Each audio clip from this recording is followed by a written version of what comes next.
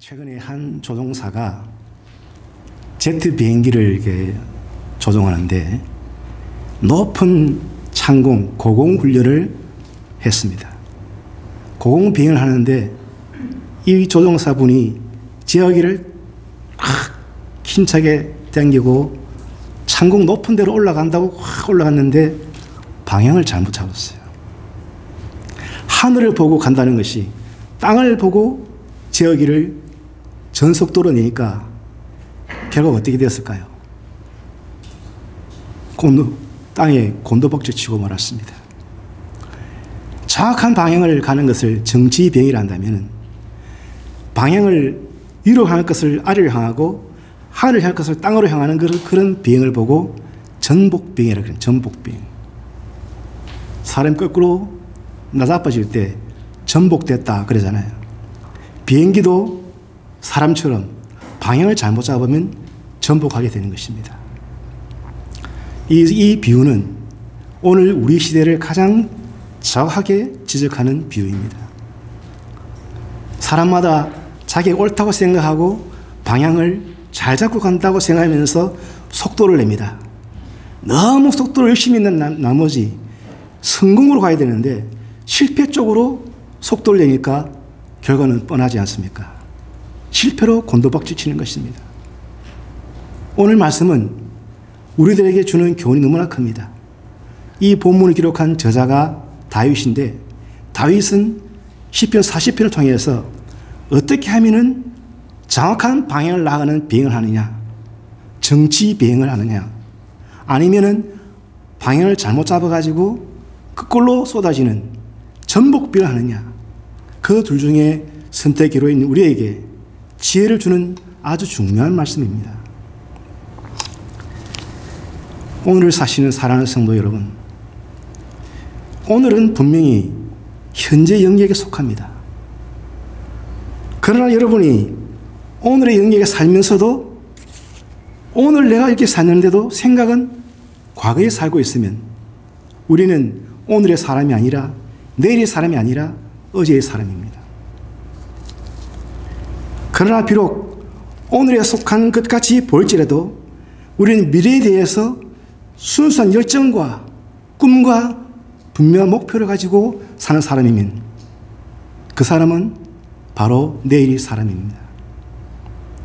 나이가 젊다고 해서 그 마음속에 꿈도 열정도 목표도 없는 사람이면 나이가 아무리 젊어도 그 사람은 어제의 사람입니다. 비록 나이가 많아서 혹은 우리가 인생의 연륜을 겪으면서 우여곡절을 만나는 그런 기복이 심한 경우를 당한다 할지라도 마음속에 분명한 목표를 정하고 꿈을 가지고 미래를 향하는 사람은 나이와 상관없이 그 사람은 내일의 사람입니다. 오늘 다윗은 어떤 사람이냐? 분명한 목표를 가지고 삶을 살았던 사람인데 그 사람이 어떻게 그토록 강하게 목표를 설정하고 살았을까? 다윗은 기도의 사람입니다.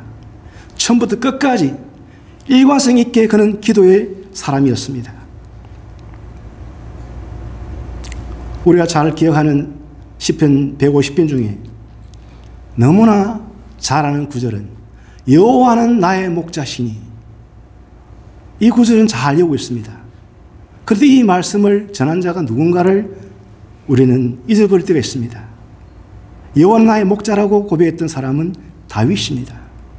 다윗은 여호와는 나의 목자라고 하면서 그 다음 한 말이 뭐였습니까? 내게 부족함이 없다 그랬어요. 정말 부족함 없습니까? 다윗은 그때 아주 힘든 시기였습니다. 전쟁을 치르는 참혹한 그런 상황에 있었습니다. 전쟁만 치렀습니까? 자기의 자식들이 방귀를 들고 아버지를 왕자리에서 쫓아내고 쿠데타를 일으켜서 왕궁에 있어야 될 사람이 예루살렘 생기지 아니하고 왕 밖으로 쫓겨나서 숨어 지내는 신세가 되고 말았던 그런 모든 인생 곡절을 만났던 사람이 바로 다윗인데, 바로 그런 그가 고백하기를 여호와는 나의 목자시니 내게 부족함이 없다. 과연 이렇게 말할 수 있을까요? 그 이유는 그 사람이 기도로서 일관했기 때문에 그렇습니다. 힘들어도 기도하고, 힘이 솟아나도 기도하고, 몸이 건강할 때도 기도하고, 몸이 병들 때도 기도하고, 인생이 잘 나갈 때도 기도하고, 못 나갈 때도 기도하고, 언제나 기도하는 그 인생을 일관성 있게 했다는 사실입니다. 그런데 분명한 것은 왜 이 다윗이 이렇게 분명한 사람이었을까? 한번 따라해 볼까요? 다윗은 분명한 목표가 있었기 때문이다. 저는 여러분이 한번 여쭤보겠습니다. 여러분은 분명한 목표를 가지고 계십니까? 그렇다면 여러분은 다윗처럼 내일의 사람이고 하나님께서 오늘 약속하신 말씀을대로 축복받을 사람들입니다. 오늘 본문을 통해서 한번 다윗의 삶을 한번 돌아보십시다. 오늘 본문이 1절부터 7절까지 나오는데 오늘 말씀 중에서 가장 중요한 것을 두 가지만 우리가 주목하도록 하겠습니다. 첫 번째로 다윗은 지금 이것이 기도입니다. 내가 기다리고 기다렸더니 다윗이 무엇을 기다렸을까요? 무엇을 기다렸을까요? A-N-S-W-E-R answer, 응답을 기다렸던 사실입니다. 응답을 기다렸는데 그냥 기다린 것이 아니었습니다. 성경을 읽어보니까 1절에 보니까 기다리고 기다렸더니 같은 말을 두 번 반복했습니다. 기다렸다는 말도 긍정의 말이고 또 기다렸더니 말도 긍정의 말이었습니다. 긍정, 이중 긍정은 무엇을 낳을까요? 긍정을 낳습니다. 여러분 십자가의 교회를 생각하면 항상 여러분이 긍정으로 생각하십니까? 또 긍정으로 생각하시면 또 긍정으로 생각하세요. 긍정으로 믿으시면 또 긍정을 믿으세요. 긍정 플러스 긍정은 긍정입니다. 다른 것이 나올 수가 없습니다. 오늘 이 다윗은 어떤 사람이냐? 긍정적인 마인드를 가진 사람입니다. 똑같은 뉘앙스의 말씀이 시편 37편 7절에 나오는데 여호와 앞에 잠잠하고 참아 기다리라. 자기 길이 형통하며. 이 말씀을 우리가 오늘 본문의 1절 말씀과 이 7절의 말씀하고 연관해서 본다면 이런 뜻입니다. 기다리면 응답하시고 그 길은 형통하게 하신다. 우리 따라해보세요. 기다리면 응답하시고 그 길을 형통하게 하신다. 할렐루야. 여러분의 길이 앞으로 환하게 열릴 줄 믿습니다. 오늘 제가 저 몽고메리에서 버밍엄으로 하이웨이를 달려보니까 한 가지 참 감사할 일이 생겼습니다. 늘 자주 오는 길이지만은 오늘따라 이 길이 그냥 길이 아니었어요. 뉴 페이브먼트, 신장로를 탁 만들어 놨더라고요. 거의 끝까지 깨끗하게 도를 탁 해서 제가 운전은 내무부 장관 했기 때문에 이렇게 말했으면 물어봤어요. 여보, 앞으로 우리 길이 이렇게 될 것이요. 그러니까 말을 이렇게 했어요. 아멘. 제가 기본적으로 한마디 더 말했어요. 이와 같이 우리의 앞날이 시온의 대로처럼 형통할 것이요. 긍정적인 말을 하면 반응은 반드시 긍정적으로 오게 되어 있습니다. 긍정의 말을 하는데 기분 나빠할 사람 누가 있습니까? 긍정의 말로 축복하면 긍정의 말로 내가 마음속에서 기분이 좋아지게 되어 있습니다. 그것을 유명한 말로 엔돌핀이라 말하지 않습니까? 엔돌핀은 좋은 말을 할 때, 긍정적인 말을 할 때 그렇게 나타나는 것입니다. 기다리면 응답하시고 그 길이 형통하게 된다는 것을 누가 알았나요? 다윗이 알았습니다. 다윗은 뭘 통해서? 기도를 통해서. 기도하는 다윗은 그냥 근성으로 기도한 것이 아니라 마음속에 확신을 가졌습니다. 무슨 확신? 하나님은 나의 기도에 반드시 응답해 주실 것이다. 지금이 아니라고, 오늘 당장이 아니고 내일이 아니라 할지라도 내가 기다리고 기다리면 마침내 하나님은 응답하실 것이다.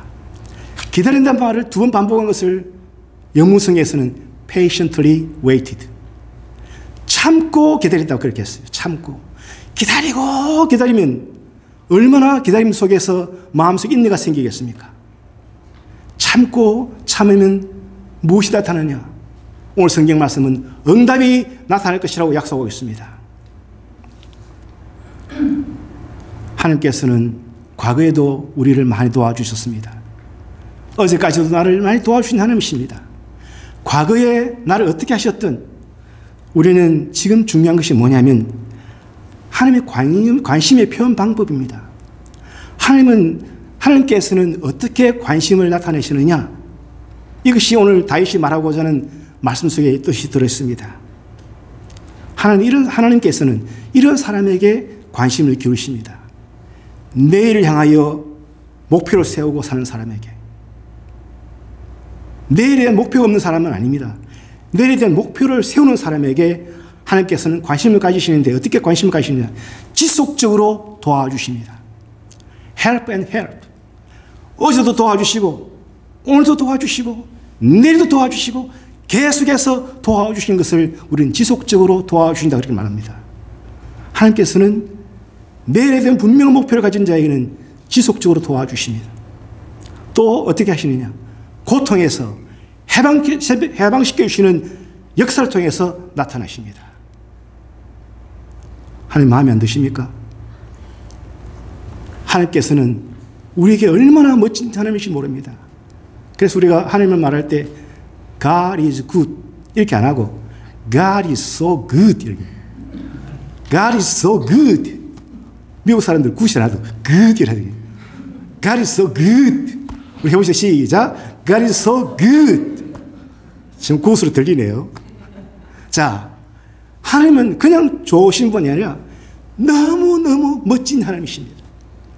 하늘의 해를 보시면 저 해가 얼마나 저렇게 아름다운 해가 뜰까? 우리에게 다가온 모든 미래가 이렇게 다가올 것이라고 마음을 확신하는 사람에게는 하나님께서는 지속적으로 도와주십니다. 그리고 고통에서 해방시켜 주시는 역사를 하심을 통해서 응답을 주시는 하나님. 이게 바로 하나님이 우리에 대한 관심의 방식이고 표현 방법입니다. 인내하면서 사는 내일의 사람에게 베푸신 하나님 첫 번째 응답은 기다리고 기다린 자에게 응답으로 역사하신다. 세계적인 설교가 레이먼 비치라는 사람이 어느 날 설교를 했는데 그날 설교를 들은 성도들이 너무 감동해가지고 목사님 오늘 그 설교 너무 멋집니다. 너무 은혜 받았습니다. 하나님의 나라에 대해서 설교를 했는데 설교 끝나자마자 어느 성도가 찾아와서 목사님께 여쭤봤어요. 목사님 오늘 그 설교 얼마나 준비하셨어요? 그 설교 준비하시는데 얼마나 걸렸어요? 목사님이 대답을 했습니다. 40년 걸렸습니다. 영어에 이런 말 있잖아요. No pain, no gain. 고통이 없는 곳에 얻는 것이 없다는 것입니다. 인내한 만큼의 결과가 온다는 것을 오늘 성경에 말하고 그 레이먼 비처라는 목사님도 그렇게 간증을 했습니다. 여러분, 오늘 우리는 너희의 사람 다윗의 고백에 귀를 기울여야 합니다. 기다리고 기다렸더니 나의 부르짖음을 들으셨도다. 내일의 사람은 나이와 상관이 없습니다. 분명한 목표를 가지고 현실 속에서 흔들림 없이 하나님께 나아가는 자에게는, 믿고 노력하는 자에게는 다윗처럼 내일의 사람으로서 담받는 그 축복을 반드시 부어주십니다. 그런데 오늘 이 기다림을 분류할 때에 다윗의 기다림은 그냥 기다림이 아니라 희망이 있는 기다림입니다. 여러분, 희망이 없으면 어떻게 삽니까? 내일도 희망이 있다는 것을 어떤 가수가 이렇게 노래를 불렀습니다. 쨍하고 해뜰 날, 쨍하고 해뜰 날 돌아온단다. 참 그 노래가 지금이 들어도 참 기분 좋은 노래예요. 쨍하고 해뜰 날. 항상 마루 밑에 살던 쥐한테도 구멍이 딱 뚫리면 쨍하고 해뜰 날이 오지 않겠어요? 하물며 하나님께서 오늘 약속하시기를 기다린 자에게는 내가 응답하겠다고 다윗을 통해서 약속하십니다. 그냥 기다림이 아니라 희망이 있는 기다림. 두 번째로 오늘 다윗을 통해서 우리가 뭘 배워야 되느냐. 가장 중요한 말씀이 오늘 6절에 나오는데 6절 말씀을 다시 읽어보겠습니다. 6절 말씀 시작. 주께서 내 귀를 통하여 내게 들려주시기를 제사와 예물을 기뻐하지 아니하시며 번제와 속죄제를 요구하지 아니하신다 하신지라.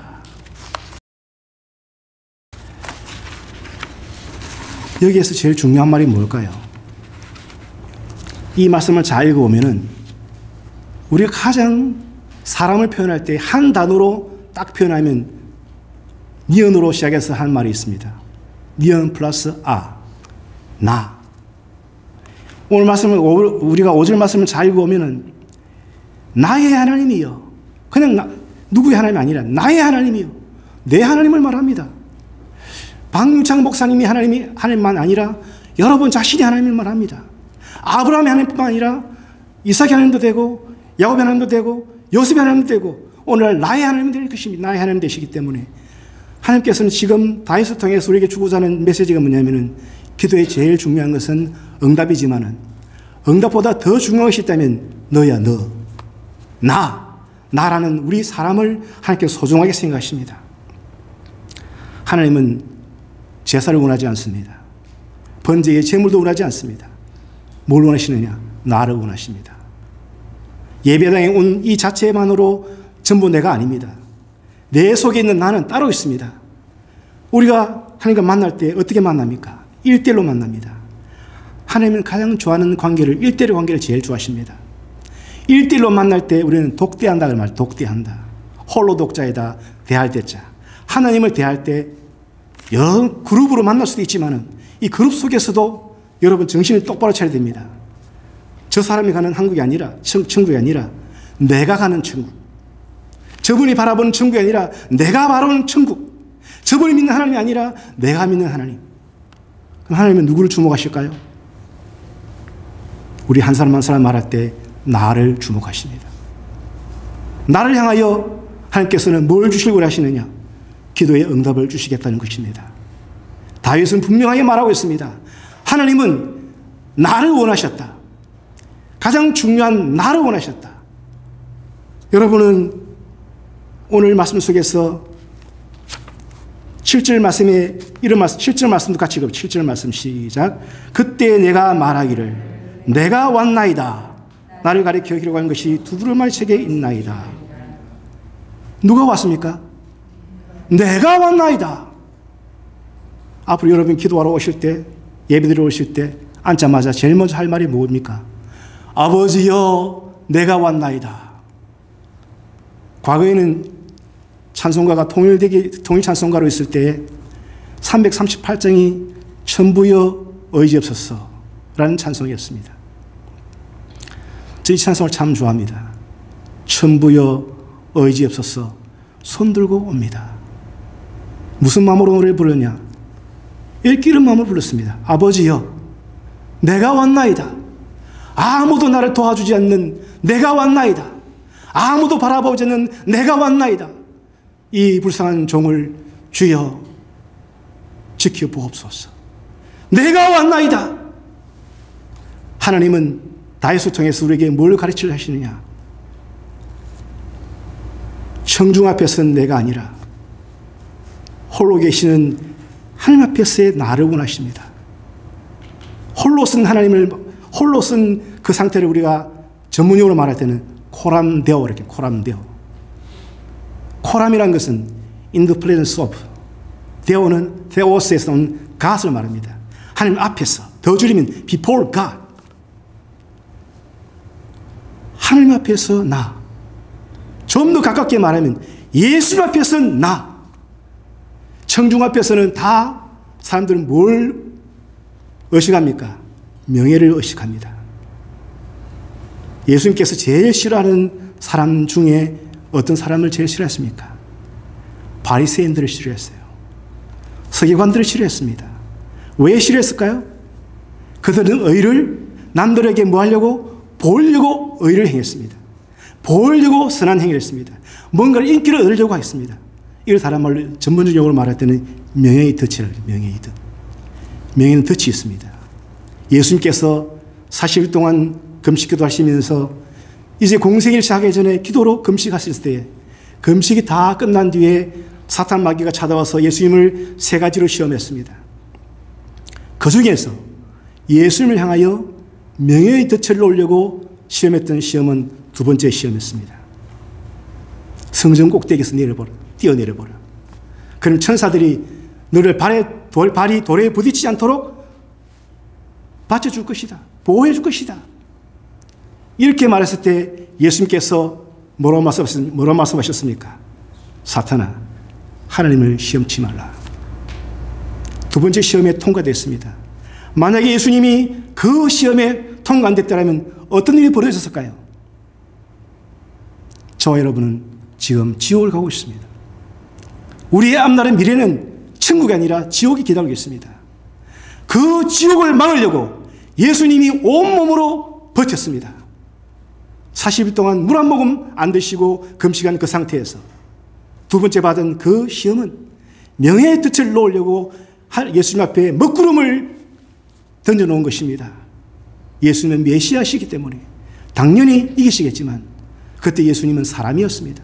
사람의 몸을 입고 있었기 때문에 시험에 빠질 수밖에 없는 그런 위기에 있었지만 예수님은 과감하게 말씀으로 물리쳤습니다.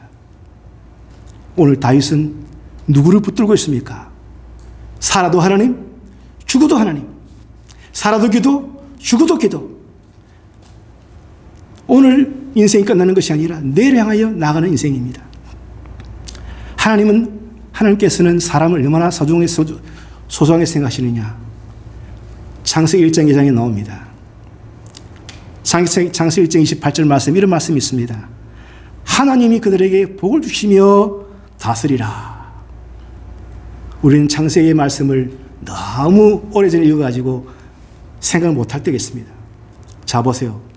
하나님께서는 우리에게 에덴 동산에서부터 우리를 뭘 가지고 출발하셨냐? 복을 가지고 출발하셨어요. 복을 주시면서 세상을 살도록 만들었습니다. 그렇다면 지금 그 하나님은 다른 하나님이십니까? 다윗이 부르짖는 그 하나님 똑같은 하나님이고 우리가 부르짖는 하나님이십니다. 동일하신 하나님께서 우리들에게 복을 이미 창세전에 주셨습니다. 또 한 가지는 창세기 2장 7절에 보면 이런 말씀이 있습니다. 여호와 하나님이 땅의 흙으로 사람을 지으시고 생기를 그 코에 불어넣으시니 사람이 생명이 된지라. 사람에게 다른 피조물, 숨을 쉬는 모든 피조물 중에서 유일하게 사람에게만 특별히 해주셨던 것이 뭐냐면 생기를 코에 불어넣으셨습니다. 복을 주시고 생기를 불어넣으시고 그 다음에 하나님께서 뭘 원하시느냐? 우리와 교제를 원하십니다. 여러분, 중요한 질문 여러분 여쭤보겠습니다. 여러분 지금 하나님과 교제하고 계십니까? 하나님과 교제하고 계십니까? 교제하고 계실 줄로 믿습니다. 저는 믿습니다. 여러분 그렇게 하는 줄로. 할렐루야. 이 하나님과 우리는 만남이 언제부터 이루어졌느냐? 창세전부터 하나님께서 우리를 복을 주시고 생기를 불어넣으시고 교제하기를 원하십니다. 오늘 하나님께서 다윗을 통하여 이렇게 말씀하십니다. 내가 너를 원한다. 번제보다도 제사의 예물보다도 나는 너를 소중히 원한다. 너를 원한다. 너를 원한다. 너를 원한다. 그렇게 말씀하실 때에 다윗은 너무나 센스가 있습니다. 내가 여기 왔나이다. 우리 한번 해봅시다. 시작. 내가 여기 왔나이다. 더 크게. 내가 여기 왔나이다. 할렐루야. 여러분은 이와 같이 복된 크리스찬 되기를 주님의 이름으로 축원합니다.